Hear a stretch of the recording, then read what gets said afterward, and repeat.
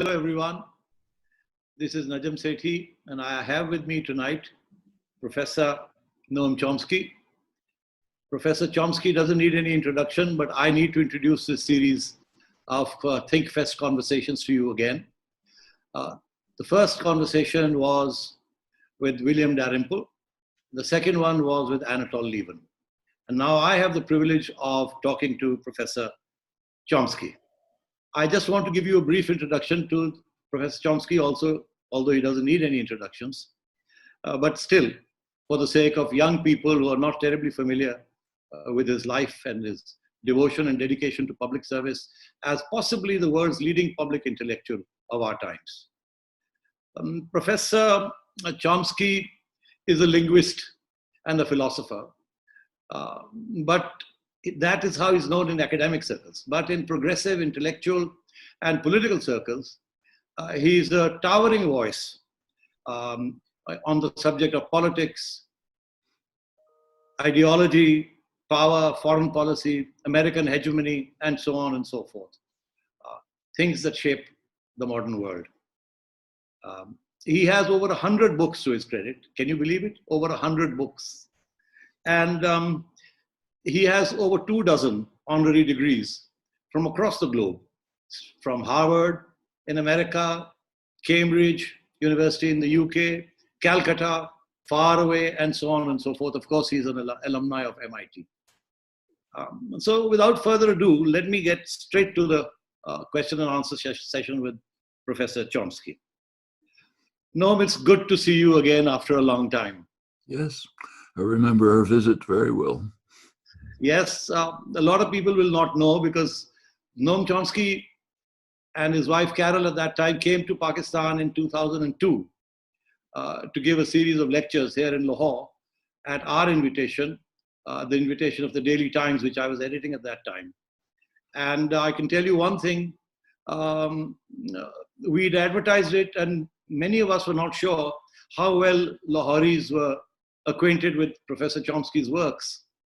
But in the end, we had a hall that was meant to accommodate 1,000 people. And in the end, we had to accommodate over 2,000 people. And we had to put people at the gates to stop people from gate crashing. That was the sort of interest Noam aroused at that time. And that is in 2002. So you can well imagine, it's been many years since he was in Lahore. And I was just asking him what sort of memories he carries of those days, a few days that he spent in Lahore. It was a very enlightening visit, especially that lovely evening at your home. Thank you. Well, I must tell you that Lahoris remember you with great fondness. When people found out that we were going to be talking to you tonight, a lot of them sent in questions. A lot of young people sent in a lot of questions. And I'm afraid that we will not be able to ask all those questions of you because we have only 45 minutes or so. But I will try and summarize many of them and in the hope that we can put them all together in terms of a coherence. Okay. So, Professor, the first question that I have on my agenda is a question a lot of people are asking, and I think you have answered it in different interviews, but I think for our Pakistani audiences, it would be great for you to tell us once again. President Bush talked about the arrival of a pandemic, the possibility or the threat of a pandemic. That was like 10 years ago. President Obama talked about it. Bill Gates has been talking about it. And yet, when it does happen, it seems America and the rest of the world are totally unprepared for it. How do you explain that? Well, there's a very simple reason. President George H.W. Bush, the first Bush, back in 1990, established a scientific review board for the President Scientific Advisory Council, PSAC. Soon as Obama came into office, one of his first acts was to call the committee together, discuss crucial issues with them, and then he requested right away that they prepare a study on how to act in the case of a pandemic coming. It was understood that a pandemic was very likely, After the SARS epidemic in 2003, coronavirus epidemic was contained, but scientists knew that it was very likely that another and more severe one would come. They knew how to prepare for it. They had started working on vaccines. We can talk later about why that didn't proceed, but anyway, they began. So Obama did call on PSAC to provide a program for dealing with an eventual pandemic. And a few weeks later, they came up with a program. Government began to implement it. There were preparations in place.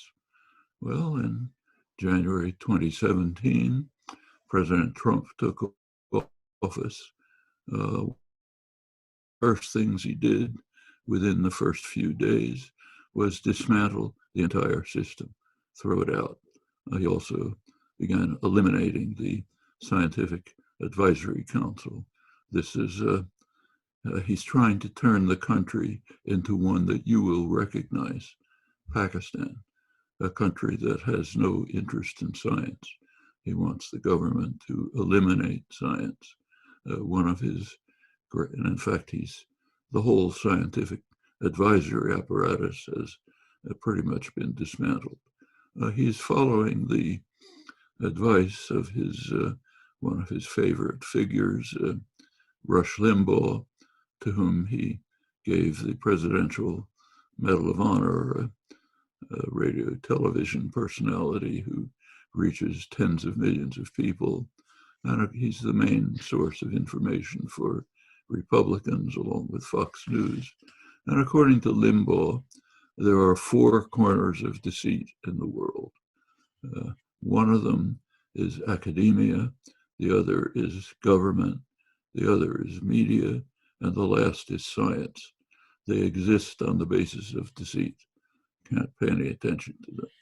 So that's one of the hallmarks of the administration.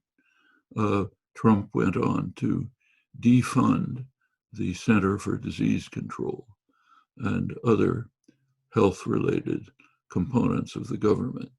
The US did have programs in which scientists were working in China with Chinese scientists to try to identify potential coronaviruses deep in caves where there are bats and so on. Trump eliminated the programs.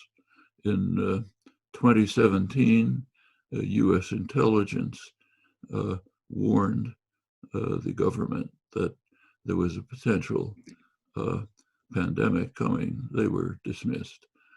When the pandemic finally came, the United States was uniquely unprepared to deal with it. That's what happens when you throw science out the window, when you change policy to have one goal, enriching the wealthy and strengthening private power, and throw out everything else. That's what happens. Now, of course, you can't blame this entirely on Trump. There are deeper problems. The deeper problem is capitalism. It's a capitalist crisis. We should recognize that. In 2003, as I said, scientists were warning the world another virus is coming, maybe a worse one. Well, it's not enough to have the knowledge. Somebody has to do something about it. Who could it be? Well, the obvious candidate is the drug companies. They have all the resources, the huge profits. The World Trade Organization agreements give them enormous monopoly patent rights. They have profits coming out of their ears, but they can't do it because they follow capitalist logic, which is you do what's profitable. And it's not profitable to prepare for a catastrophe that'll come down the road. Well, there's an alternative, government. Actually, government does most of the research for vaccines and drugs anyway, then hands it over to private companies.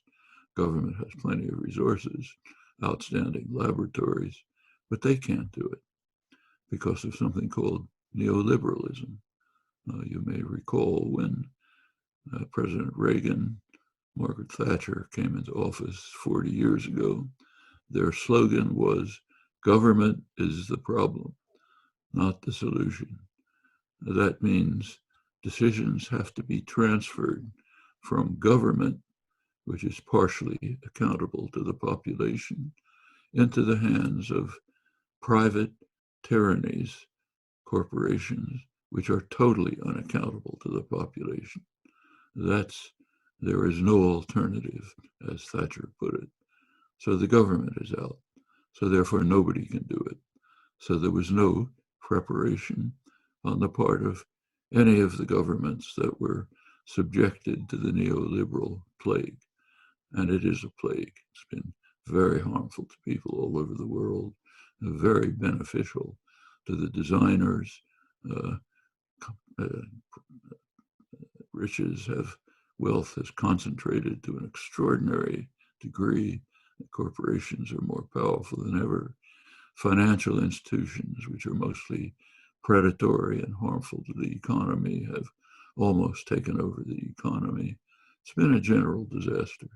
Leads to crisis after crisis.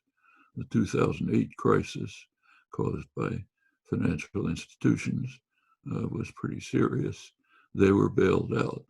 They assume that whatever they do, they don't want government to help people, but it has to be there to help them. That's happening again right now as we speak. The US government has produced an enormous stimulus, several $1 trillion.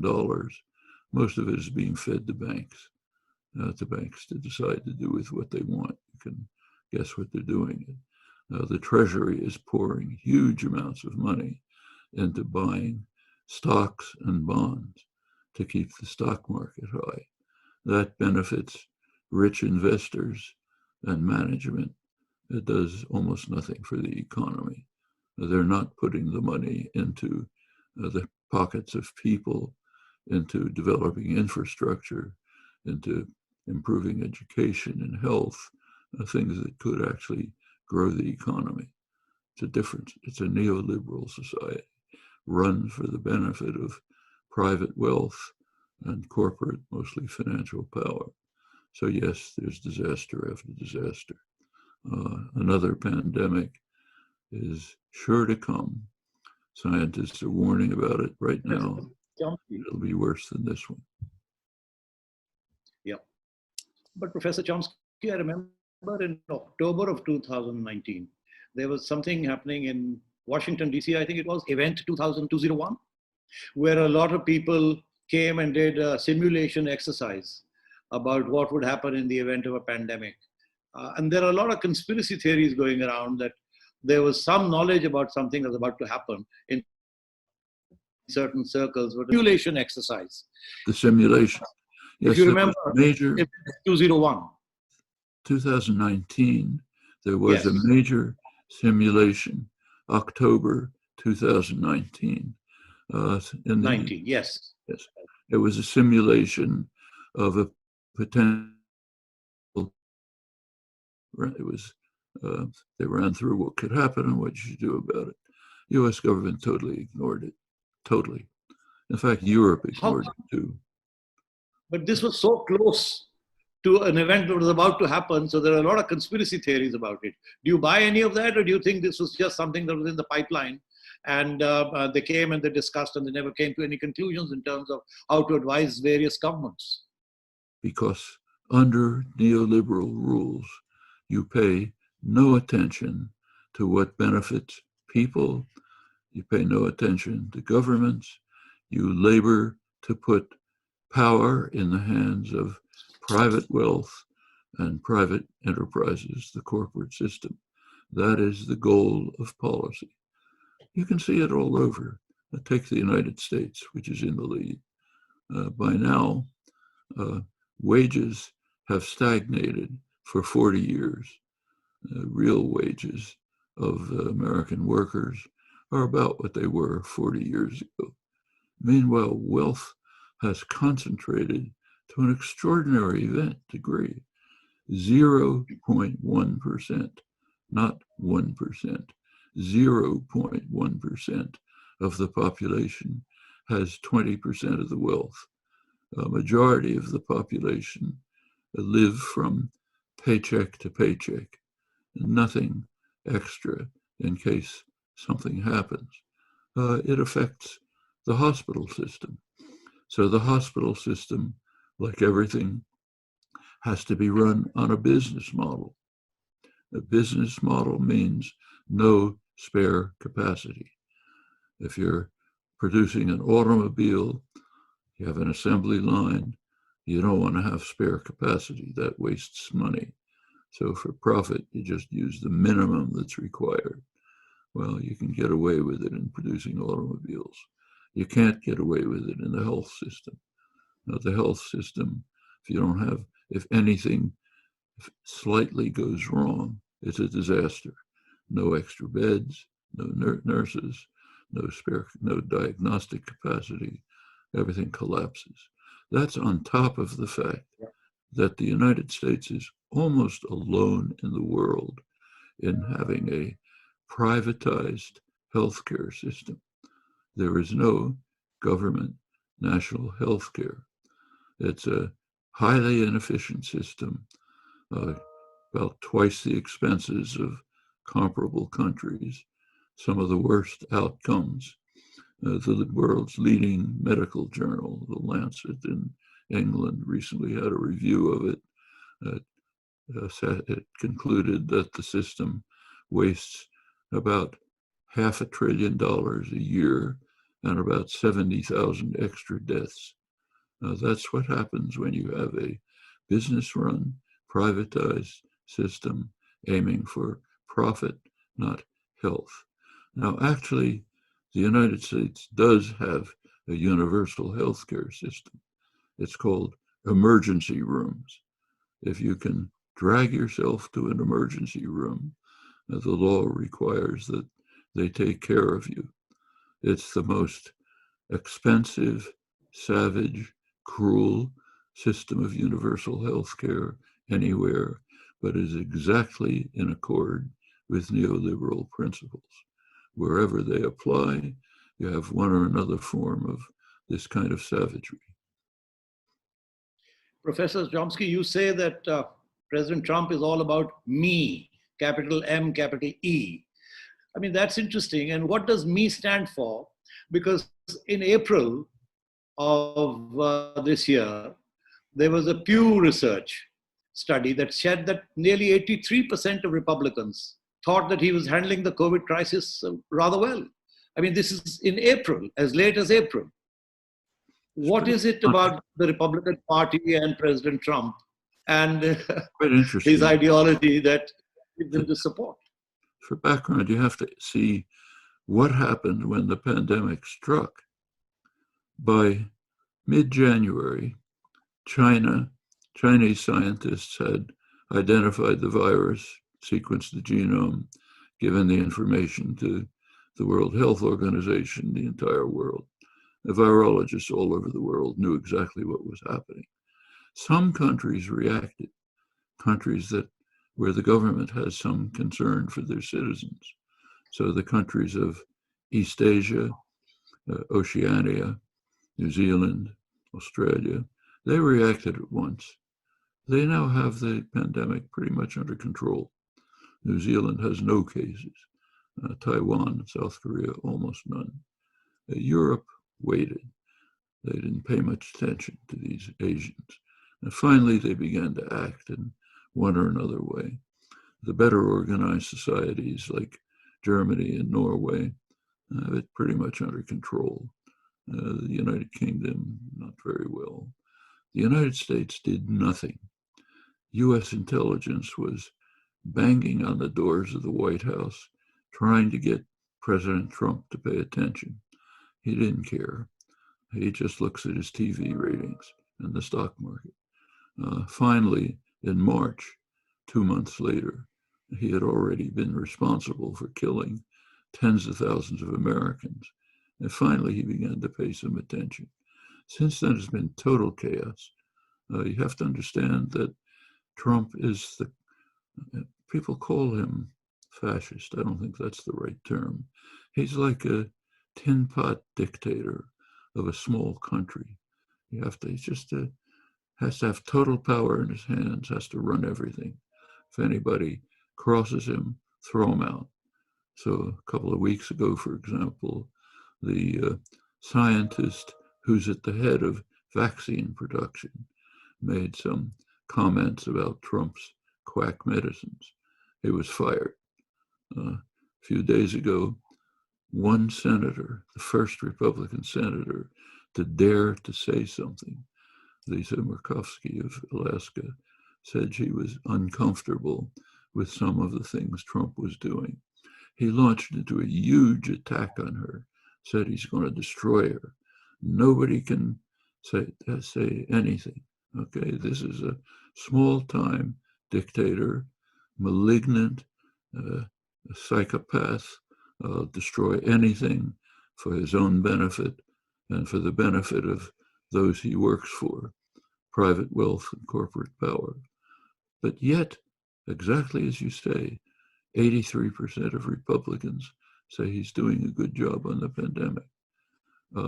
If you want to know why, you have to look at where Republicans get their information from. It's been studied.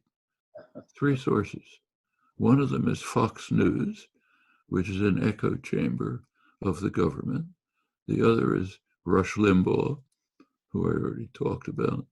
The third is Breitbart News, started by Steve Bannon, another echo of the government. Okay, it's like living in a totalitarian state where all you hear is government propaganda. If that's what you hear, what are you supposed to believe? Furthermore, so I'll come to the question of the media. I'll just come back to the question of the media, but there's another question that comes to mind, because the media is not just about COVID. The media is also about what happened subsequently or what has happened recently. The so-called race riot has become something much bigger than that. For 50 years, you had race riots, but this was completely unprecedented. Nobody could have anticipated this. Nobody did. And it has now cut across regions, race, ethnicity, class, color, everything. Oh, it's just happened all of a sudden. Things have come together and sparked off something that is now leading to all sorts of manifestations of hope in terms of what the future brings. People were depressed about COVID, how it would affect the world. And now after this, there is a lot of hope that perhaps there is possibility of change for good because of the forces of progressivism that have now come together and are challenging American hegemony and Western neoliberal economics and market forces and so on. So now how do you actually, what do you think has led to this? How have all these people come together at this particular moment and exploded? It's a moment that's certainly true. We were talking about Republicans, not people. The Republicans are a minority party in the United States. They're based, the only reason they win elections is because of the highly regressive American political system, which does allow, because of the way it's set up, we could talk about the details, but there's a major constitutional crisis coming up in the United States because of this. There are very positive developments. Let's take the reaction to the George Floyd murder. There's an enormous reaction all over the country, completely unprecedented. There's been nothing like it. There have been reactions to police murders before, but they were localized in the place where it happened. So in Los Angeles 30 years ago, you may recall the Rodney King, a black man practically beaten to death by police. There were riots for a week, 60 people killed, called in federal troops, but it was in Los Angeles. There have been others since. There's been nothing like this. All over the country, people are aroused, enormous crowds, solidarity, black and white. even support from the highest military command.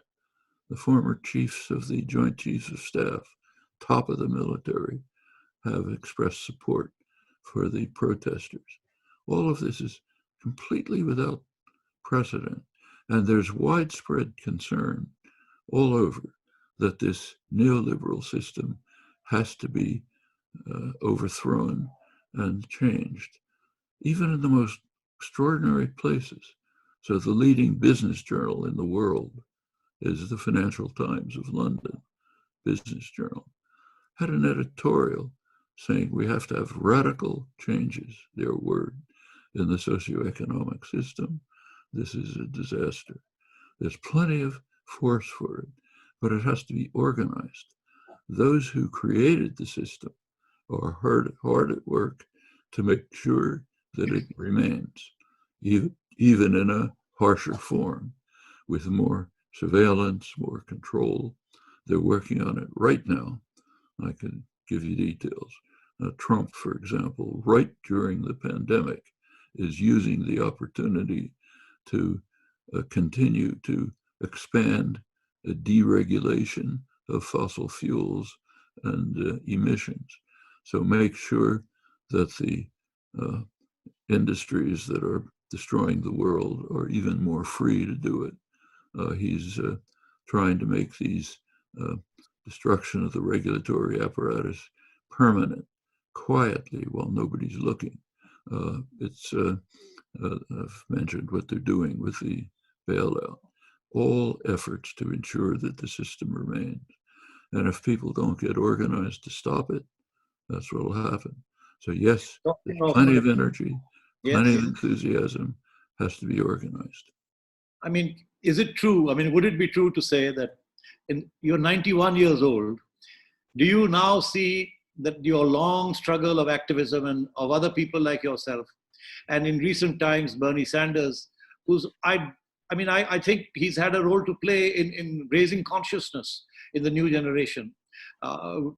Professor Chomsky, my question is, do you think Bernie Sanders, his campaign for a more progressive capitalism or progressive America, do you think that has contributed in some way to raising the consciousness of the people who came out on the streets across caste and race and ethnicity and color?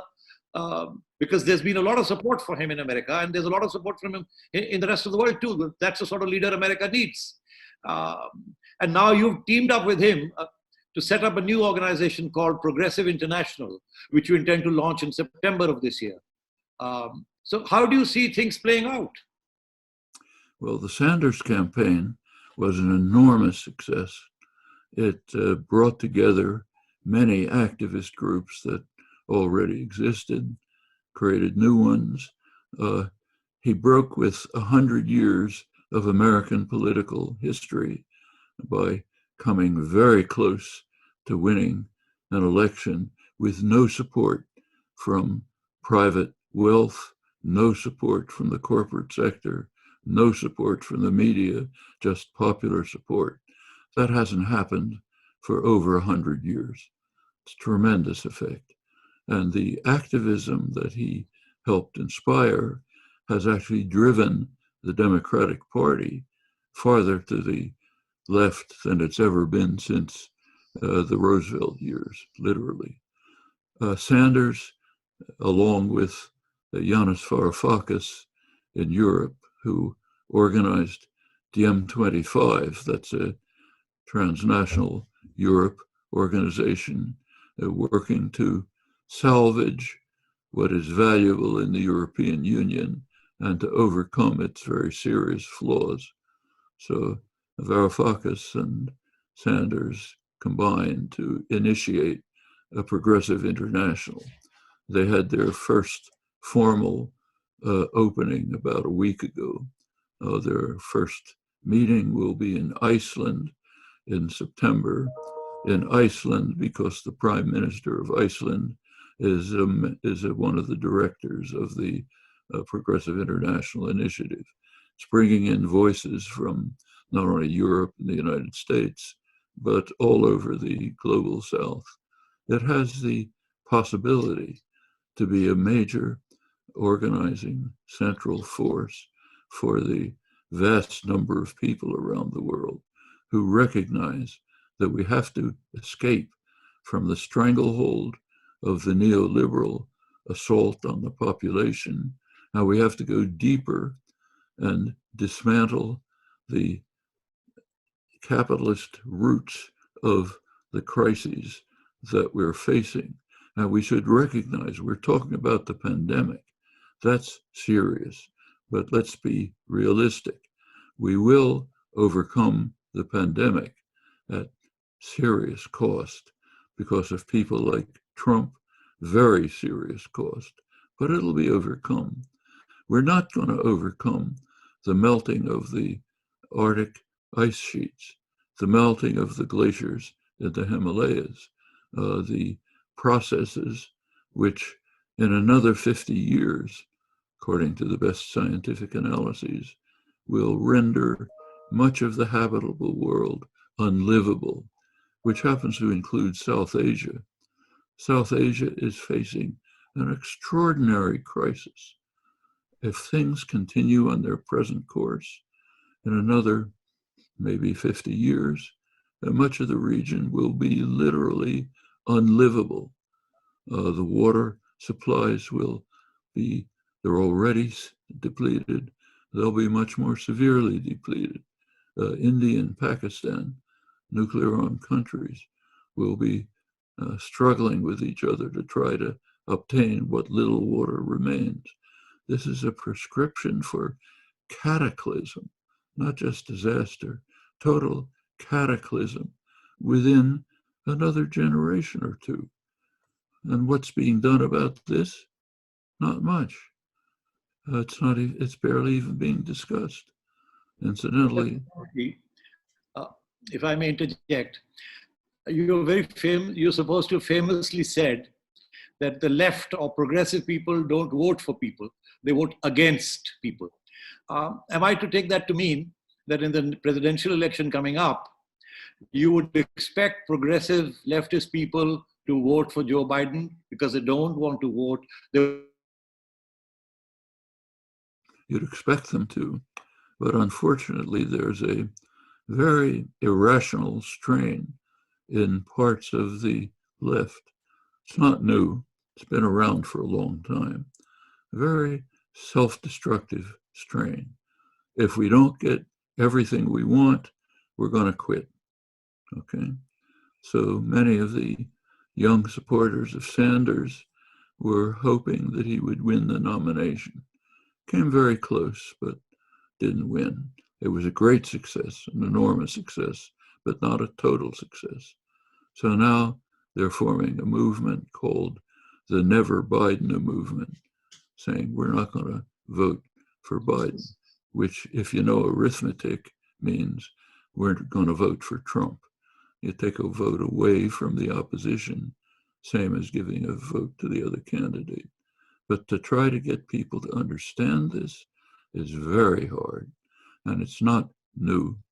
I can remember during the Vietnam War, the Vietnamese were pleading with Americans not to get involved in violent protests because they understood that violent protests simply build up support for the more reactionary, repressive, violent forces in the United States. But a lot of young kids wanted to show how angry they were. So they'd break windows and attack stores, and, put bombs in university premises and so on. Exactly the means to strengthen support for the war. It was very difficult to talk them out of it. But we can go back to my childhood, since you mentioned my age. My childhood is the 1930s. I can remember very well when the German Communist Party, under Stalin's orders, refused to cooperate with Social Democrats to stop Hitler. That undermined the labor movement, opened the way for Hitler to take over. Their slogan was, they're all social fascists anyway, so we don't care which of them win. That brought us Hitler and all that. This is not new. It's a disease that comes up over and over. You have to try to control it. You have to pay it. I mean, activists should understand that there's two kinds of activism. There's one kind that makes you feel good. There's another kind that actually does good, and they're different. May make you feel good not to vote for a corporate liberal, but you're in fact voting for the worst malignancy you can imagine. You have to think through that. It's like being against science. If you refuse to think, you're going to lead to disaster. You can, one of my favorite slogans from my childhood is a fascist general, one of Franco's favorite generals, in 1936. He said in Spanish, "Abajo la inteligencia, viva la muerte." Down with intelligence, viva death. That was his slogan. Okay, we're seeing pieces of it, right in Pakistan as well. Down with intelligence. Yes, I have two more questions. One is, of course, this question of neoliberalism. And you talk about the three challenges that the globe faces, the world faces. You talk about climate change. You talk about the possibility of nuclear war. And then you talk about the possibility that neoliberal authoritarianism might sweep the world. Now, given the current situation when people are actually hoping that the neoliberals can be turned back, how optimistic are you that we will succeed? They're trying very hard to come back. The same groups that created the situation we're now in are struggling to ensure that it returns in an even harsher form. They're relentless. They don't stop. I've given a few examples. There are many others. And they will succeed unless there is a strong counterforce. And if you look at the people of the world, there's certainly a basis for a strong counterforce which will overthrow the savagery, move on to a much better world. But it has to be organized and active and dedicated and realistic, has to pay attention to the facts. So take Pakistan and India. Pakistanis and Indians have to face the fact that unless they come together in solidarity, end the crazy arms production, turn to the problem of making South Asia survivable. It's not going to survive in 50 or more years on our present course. They have to dedicate themselves to that, put aside the quarrels about where this line is, where that line is, turn to the best scientific knowledge and understanding, gain a realistic picture of the world and where it's going, and work together to end the crazy dedication to creating more means to destroy one another, put an end to that, and work on trying to ensure that people in South Asia will have water to drink, will have lives, livable lives, will be out of the miserable slums in which they are, will have a chance for a decent life, will deal with the enormous problems of heating the globe, which can be done, but it's not we don't have much time to do it. Put an end to nuclear weapons, which will just destroy us. All of that can be done. Professor Chomsky, I understand your sentiment. Yeah, I understand your sentiments, but next door to Pakistan, we have a neoliberal authoritarian ruler. And this whole notion of I want to breathe, well, the Palestinians are not able to breathe, the Kashmiris are not able to breathe, and yet we see some signs of hope after what we've seen recently in America and in Europe in terms of globalizing a protest against such policies.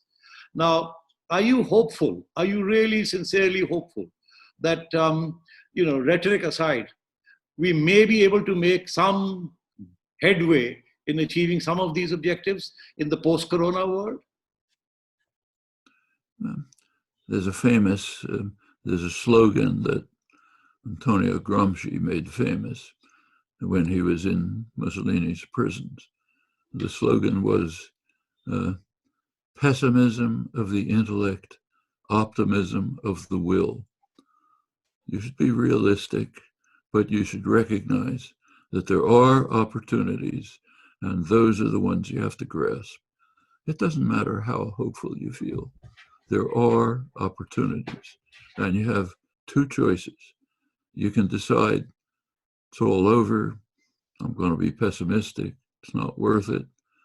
You can help ensure that the worst will happen, or you can grasp the opportunities that exist, dedicate yourself to them. Maybe it'll be a better world. It's not much of a choice. Chomsky, we've heard about martial law in the United States. I mean, this is unheard of. We've been led to believe that this is the greatest democracy in the world, and now we hear of martial law. I mean, those are terms we hear in our part of the world. And now we hear of martial law in the United States. Is there any chance, you think, that President Trump, in order to win his election, might resort to sort of creation of some sort of militia or something like that? Well, it's interesting that there has been concern about that for some time. Now the concern is public in mainstream places, even highly respected analysts. So just a few days ago, one of the most highly respected political analysts, a man with long service in the CIA as a political analyst, working mostly in third world countries. He may have been in Pakistan. Robert Baer talked over CNN main television, and he said that if he were a foreign intelligence officer working in the United States, he would think it's on the verge of martial law and dictatorship. And he says it's an amazing fact that democracies function not so much on the basis of law, on the basis of trust. So take British democracy, oldest in the world. Britain has a constitution. It's about 10 words long. The government has functioned since the 17th century on the basis of trust and good faith. It's assumed that people in government will be trustworthy, not just mafia criminals, that they'll be cooperative, they'll be supportive of one another, they'll more or less have the welfare of the country at heart. That's eroding in Britain, but it's lasted for 350 years. Same in the United States. There happens to be a constitution, but the constitution doesn't prevent the government, the executive, from saying, I'm declaring martial law, everybody else get out. We're running the country with our militias. It's legal. Nobody ever conceived of it as happening because the government functioned as a democratic society. There were plenty of bad things. Richard Nixon did bad things, but nothing like this. The malignancy in the White House now is utterly without precedent. The president doesn't care about anything except himself and his need to placate his rich supporters. He knows that he can get away with his antics as long as the very rich and the corporate sector tolerate him. If they don't tolerate him anymore, he's out. So therefore, his entire legislative program, everything, we go through it point by point, is designed to enrich the very wealthy and to enhance corporate power. It's the tax scam, the deregulation, the opposition to denial of global warming, all of it. Will the people stop him? Will others in the government stop him? The Republican Party has disintegrated. This happened before Trump. He made it worse. They're no longer a parliamentary party. If you look at international comparisons, they rank alongside the parties in Europe with neo-fascist origins. And they are totally intimidated by the president. Some of the things that happened, you may not have even observed them, are hard to believe. Like in the executive branch of the government, there are inspector generals for every department, people whose responsibility is to ensure that the department runs honestly, without corruption, without violation of law. Trump has created a huge swamp of corruption, unprecedented in the government. What did he just do? He purged all the inspector generals, threw them all out. And like any petty dictator, he went out of his way to insult the senior Republican senator who had set them up, Charles Grassley, 89-year-old senator, highly respected in the Republican Party. Trump purposely insulted him, said, "Get lost. I'm throwing out your life's work," all the inspector generals. Not one Republican raised a peep about it. They are a totally cowardly group of gangsters who are in his pocket, afraid to do anything. The executive branch, he has eliminated everyone in the executive branch who might raise a voice. There is no one there but sycophants. It's not fascism.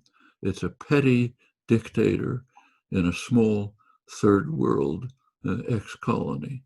That's what he's turning the United States into. But Professor Chomsky, what is happening to American democracy then? He's turning it into a tin-bot dictatorship.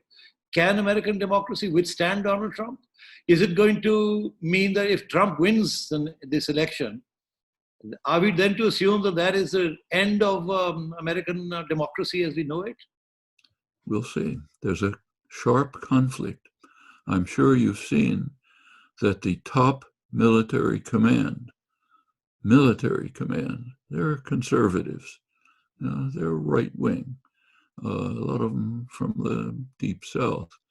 The top military command, the two former chairmen of the Joint Chiefs of Staff, the four-star general who was Trump's defense secretary, who he kicked out,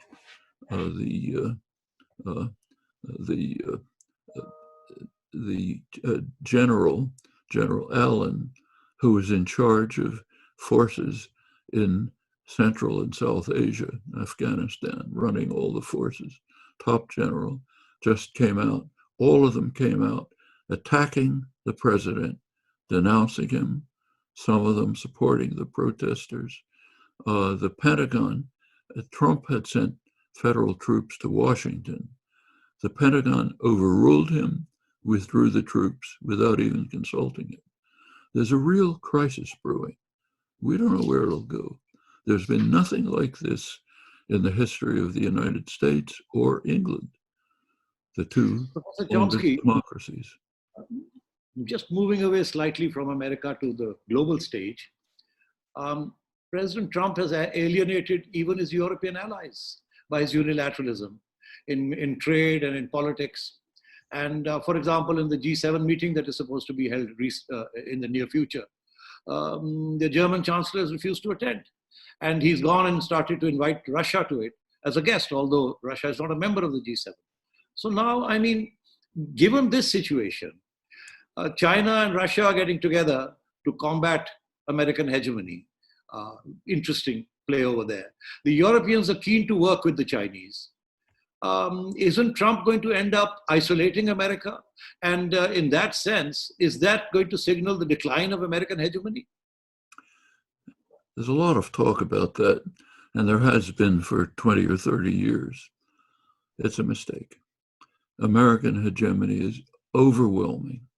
You see it in, it's true that Trump is isolating the United States. That means that people in Europe dislike, hate, fear the United States. But the crucial word is fear. Europe is afraid to step on Trump's toes. If he issues an edict, Europe follows it. We see this all over. Take Iran. Now, there was negotiations which led to a very successful agreement to eliminate any possible threat, if there is a threat. I don't think there is one, but if you think there's a threat of nuclear weapons from Iran, it was eliminated by the treaty. Trump is a wrecker. He's someone who has no idea of how to build anything. He wants to be important, so therefore you wreck things. If you have no ideas about what to do and you want change, you wreck, okay? So he therefore dismantled the entire Iran treaty and imposed very harsh sanctions on Iran. When the United States imposes sanctions, everyone has to obey. They are third-party sanctions. Notice, and Europe doesn't like them. It opposes the Iran sanctions. It opposes the breaking down of the deal. Did it do anything? No. It observes the sanctions. If it doesn't observe the sanctions, it gets thrown out of the international financial system, which is controlled from New York. Of course, Europe could go in an independent direction, but they're afraid to do it. They don't want to stand up against the Godfather.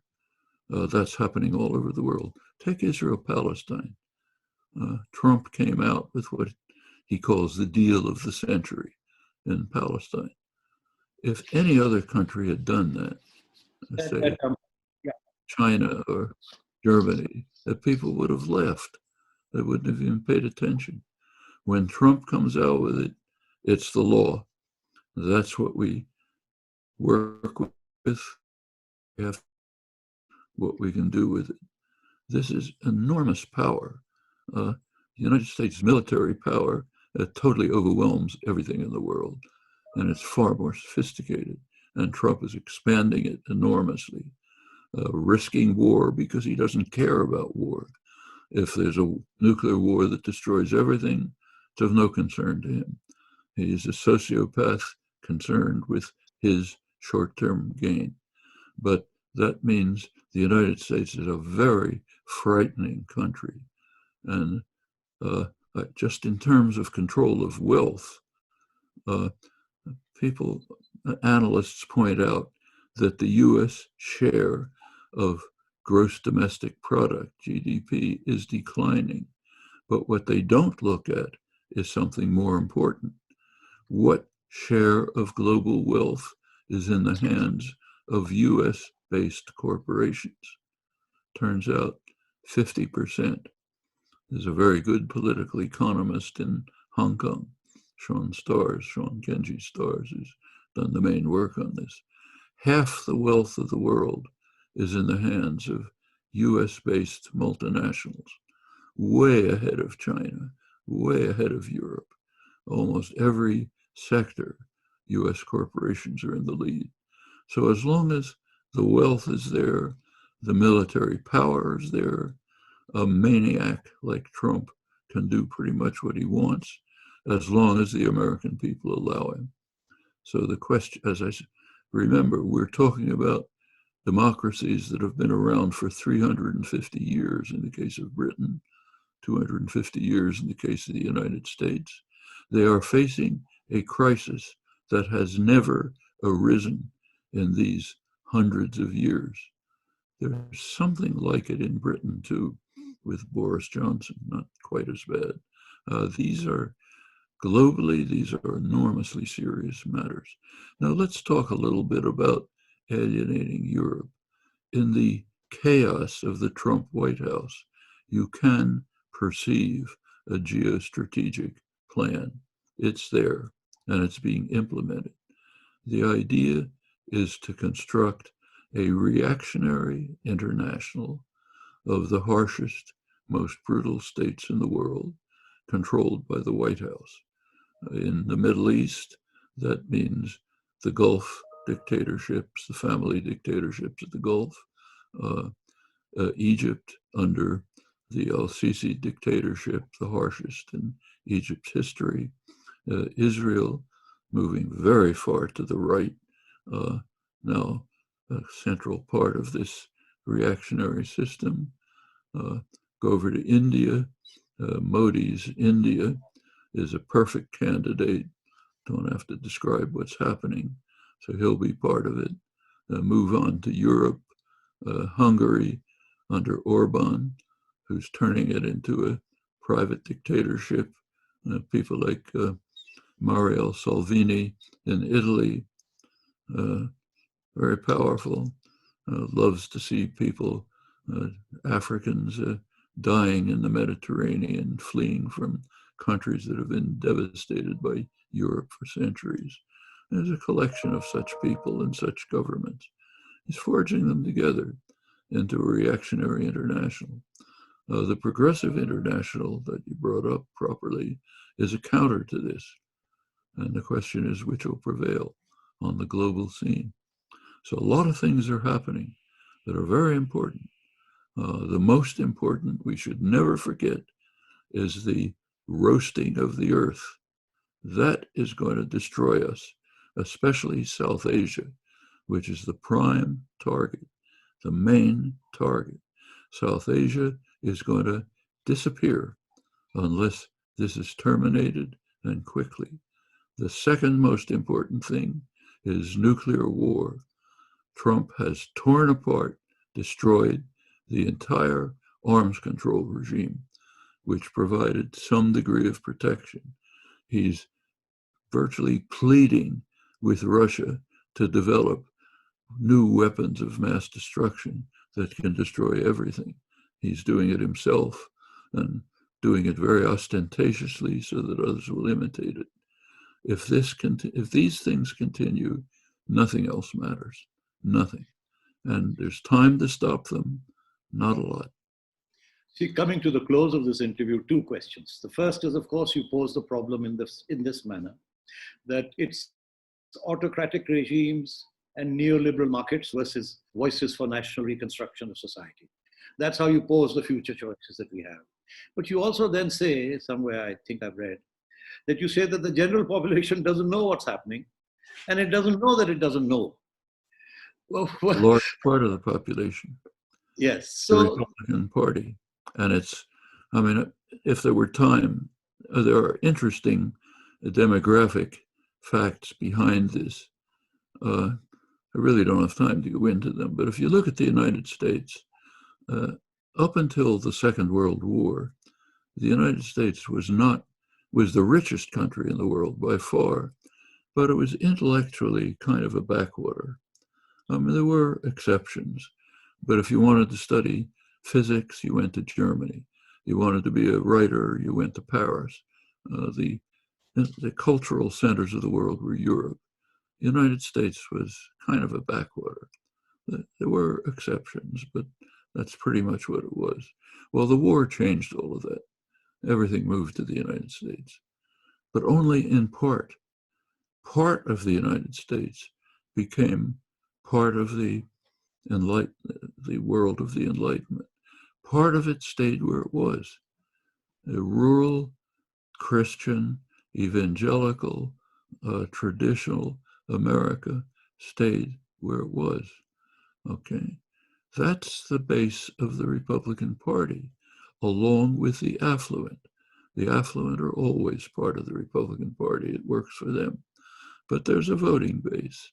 Remember that 25% of the American population is evangelical Christian, people who think that Christ is coming very soon in their lifetime. Trump, he's a very good politician. He keeps throwing them gifts so that they'll support him totally. The rural, you take a look at the pandemic. it's the first, the pandemic hit most harshly in heavily settled areas, urban areas. You go to the rural areas where people are more scattered. It didn't hit quite that hard at first. It's now spreading now, but not before. So you take a farmer in Wyoming, he looks around, he doesn't see any sick people. He says it's something in that urban area where they have all these blacks and Hispanics, these diseased people, so I'll support Trump. And Trump is playing with that. He's a skilled politician. He's a skilled demagogue. Sociopath, but a demagogue. And he's trying to create a kind of race and culture war in which he'll be able to maintain a reactionary voting base while serving the rich and powerful and destroying everything in his path. Will it succeed? We don't know.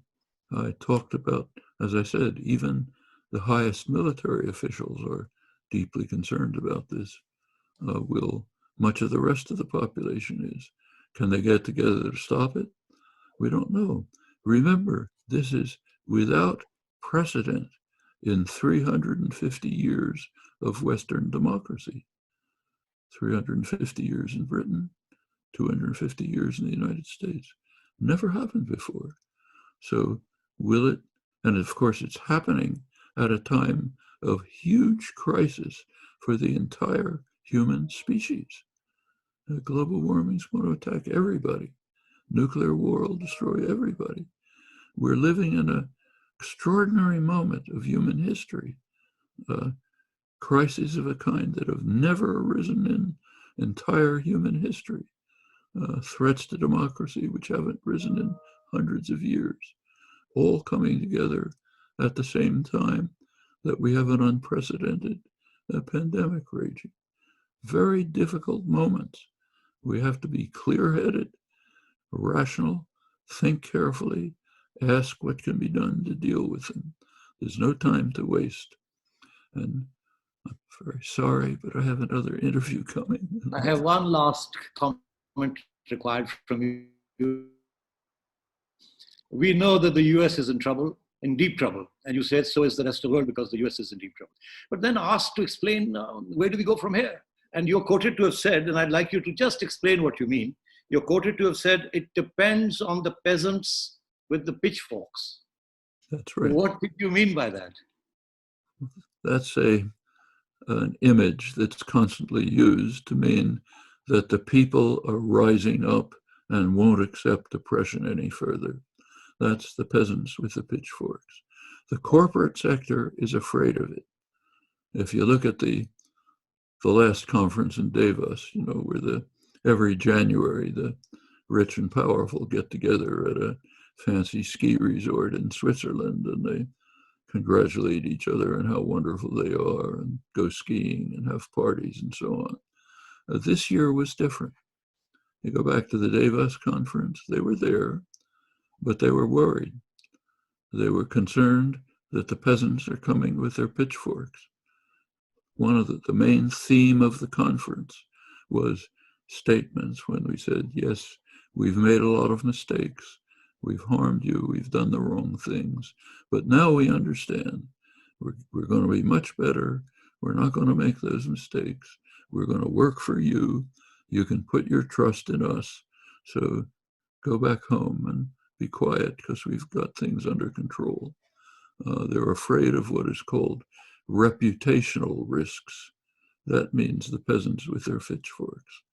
And if the peasants with their pitchforks keep coming, you can change the world. Excellent. That's a very hopeful note, Professor. Thank you very much.